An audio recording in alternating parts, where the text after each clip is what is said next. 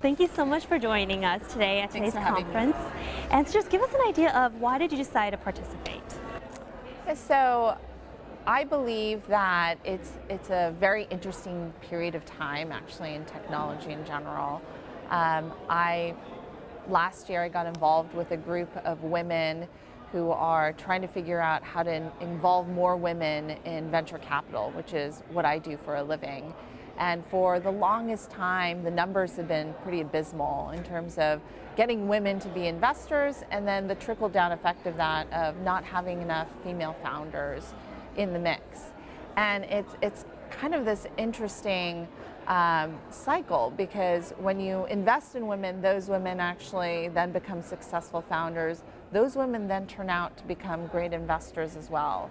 And if you don't have that cycle to really start, then it's a really tough rock to push up this hill, right? And so last year I became involved with this group we call All Raise.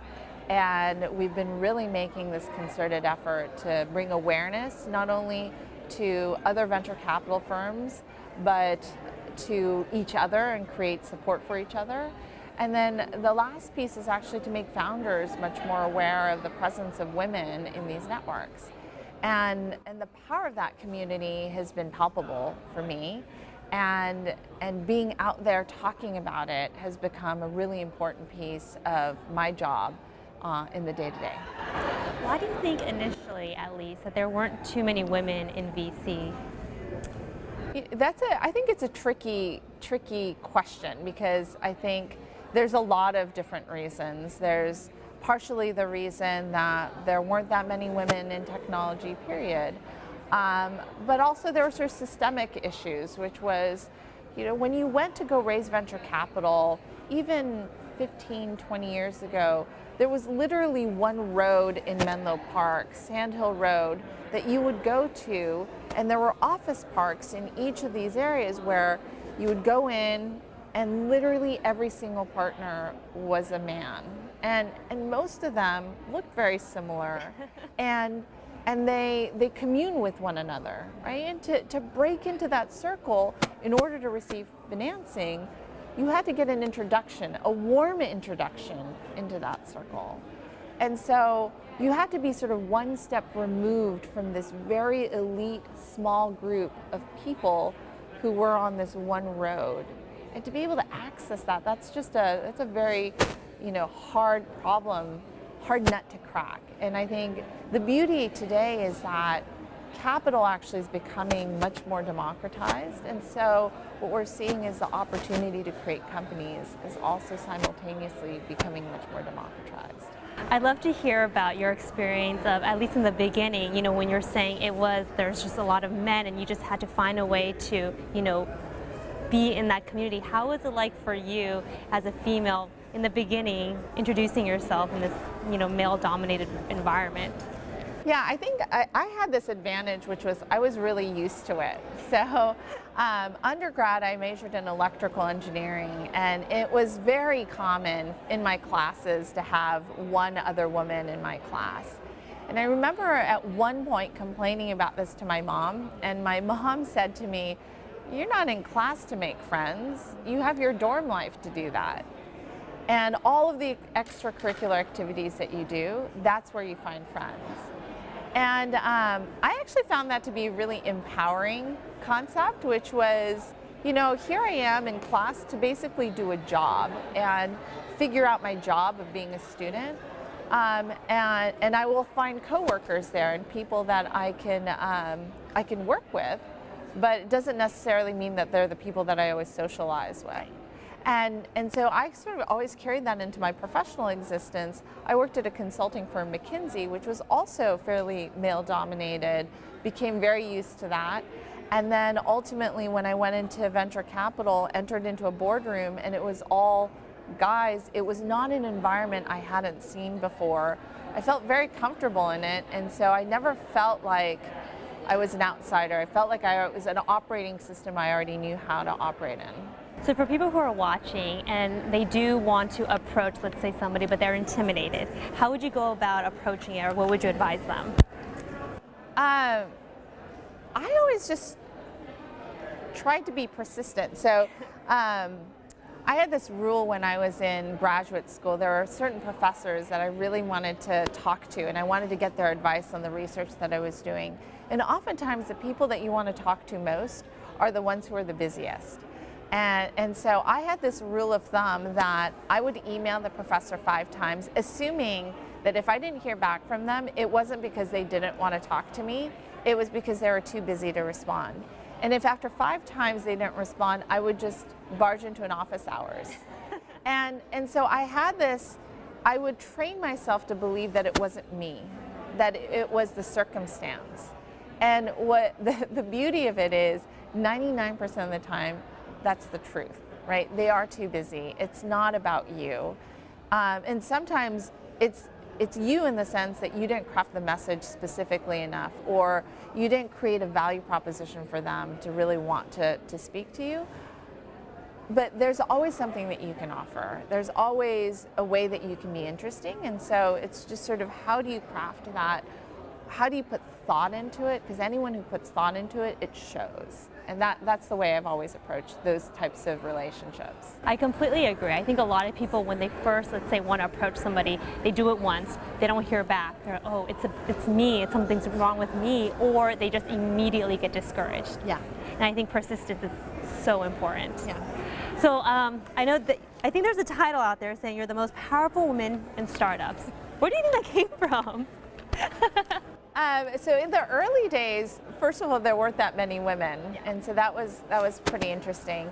The second was that I have this very unique network within Stanford too, and so it's a unique combination that I have, which is not only do I work with startups that are fairly mature, so I'm still on the board of a company called Lyft, which is multiple billions of dollars. And I've seen that literally from inception, which was, Logan and John and maybe 3 or 4 other co-workers, to where they are today with literally thousands of people around them. And I think people who've witnessed that journey, there aren't that many, to really see it from the beginning to where the scale they're at today. I think the second piece is that I also sit at sort of the headwaters of where all of this technology is coming from, which is really Silicon Valley in the academic setting. And so I still teach at Stanford. I'm still deeply in contact with a lot of the professors that I've worked with in the past. And so I see a lot of technology in very nascent stages, reading technical papers. And so the reach is actually fairly broad, going from undergraduate students to graduate students, and then into now these more mature startup companies. And so I think where that came from, it was really sort of 10 years ago as I was getting started. I found it embarrassing, but I think that was sort of the genesis of that idea. And one of the last questions I want to ask is, everybody's always, especially in Silicon Valley, new companies, they always want to be in front of VCs. What would you advise them? What would you suggest if that is something that they want to do? How can they get noticed? I think they should do their research, right? So the most important piece is that there has to be a fit between the investor and the startup company. No startup company wants to have an investment from someone who doesn't care about their idea.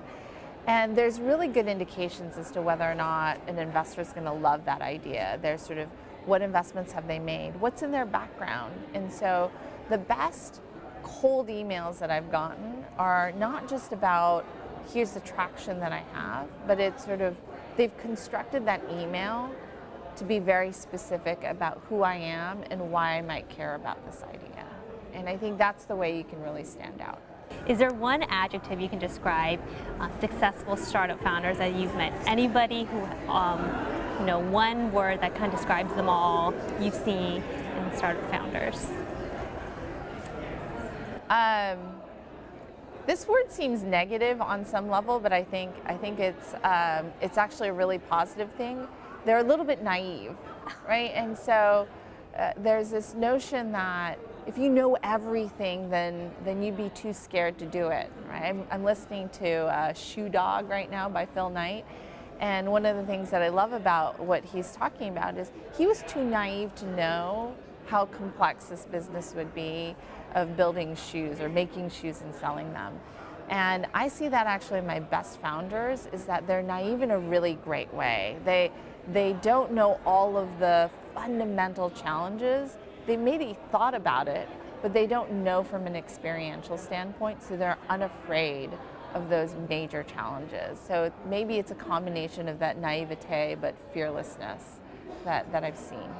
Is there anything else you want to add just about today's event, your experience, or anything you want to just say? Yeah, I think just for this crowd, the thing that I get asked a lot is just about work-life balance, and what I found is that there's no such thing as this Zen-like state where you have perfect peace both in your household as well as your work life.